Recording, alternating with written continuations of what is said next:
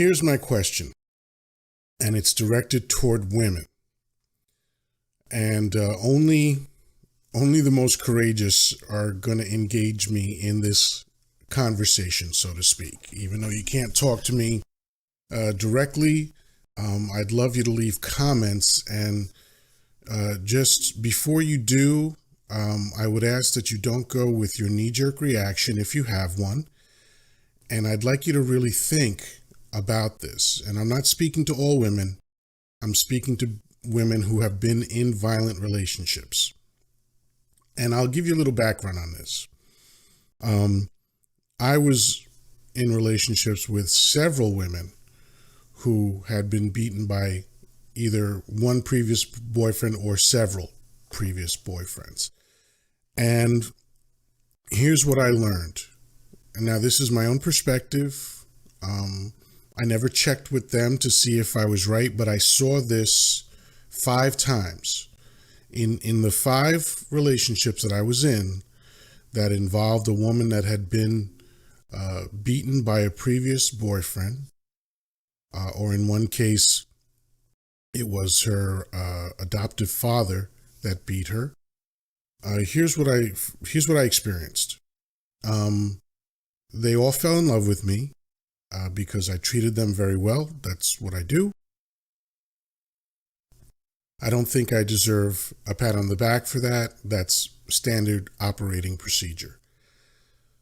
So what I found very interesting in all cases was that even though they said they loved me, they didn't seem to fully trust that I loved them. And what I found is that as time went on, they all would start upping the ante on provocation. They all got more aggressive toward me.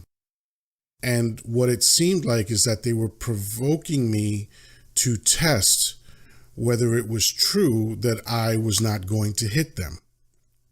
So there was obviously a law of diminishing returns working here because, I don't think they would have ever stopped because they had to know. They didn't trust that I loved them because the main difference between when I said I love you and their previous relationships said that they loved them was that I didn't have a punch to their face as part of that, right? And I know I'm speaking very crudely, but this is what I observed over several years and over several different relationships of this nature. So when we see this stuff talked about on television, Oprah was big on this conversation, but a lot of the daytime talk shows devote themselves to this topic of battered women, and rightfully so. I think it's an important topic for Americans to discuss. But those shows tend to come off as very judgmental, especially Oprah, always telling women what they should be ashamed of, how they should feel, how they're wrong, how could you, all that other stuff. But here's what I believe.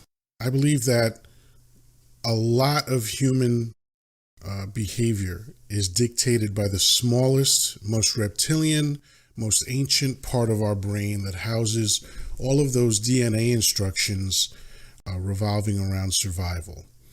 And if we look at other mammal species, easy for me to say, when we look at other mammal species, we see that violence is very often the way that the male proves that he is suitable for the female.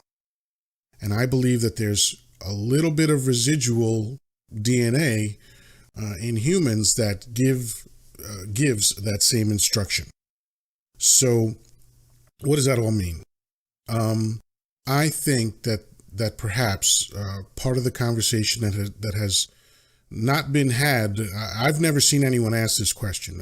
Of course, I haven't seen everything produced, but in my experience, since the 80s and this started being prominent on television, I have not heard anybody ask the question that I'm going to ask.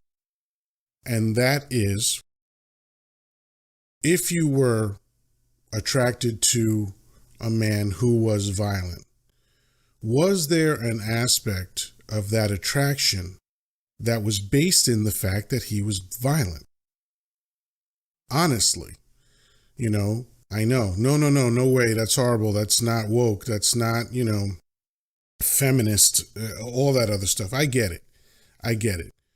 But this is something that keeps happening. All right. We keep saying it's not supposed to happen. We keep saying it's wrong. And maybe both of those things are true. But I want to know. I want women to leave comments and just be honest. Was there an aspect of his violence that was part of the thing that attracted you?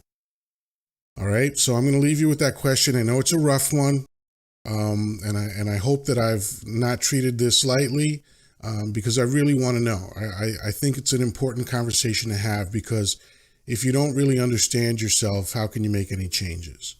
You've got to understand what's going on with you before you even have an opportunity to address the things that happen within you. So that's my question. Please leave comments. And hey, stay safe, and I'll talk to you soon.